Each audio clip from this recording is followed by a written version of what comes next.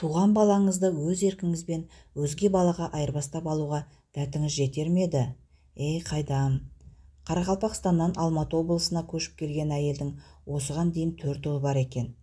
5-ші баласы да ұл болып туылғанына қуана қоймаған. 2-ші келіншек Алматы облысының тұрғыны. 5 қызы бар екен. 6-шысы да қыз болып, қайғысы ұлғая түскен көрінеді. Сөйтіп перзентханада іздегенге сұраған, екеуі құпия түрде балаларын айырбастап алыпты. Жастар 40-қа таяған олар бұндай әрекетке күйеулерін қуанту үшін барғанын айтады. Жасырын іс сәбилердің туу туралы куәліктерін жасату кезінде күмән тудырыпты. Мамандар медициналық карточкада көрсетілген жыныс балаға сай келмегендіктен құжат беруден бас тартып сотқа жүгініпті. Перзентханада дәрігерлерінен түсінік алынады, ақырында амалдары қалмаған аналар теріс қылықтарын мойындайды.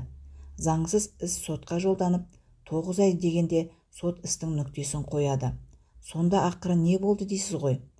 Қос ана мен оның күйеулері сәбилерді осылайша өздеріне қала берулерін, ауыстырғандарына еш өкінбейтіндерін, 9 ай бойы емізіп, әбден туғандай болып, бауыр басып кеткендіктерін айтып, судьяға жалынып, жүрегін жібіткен екен.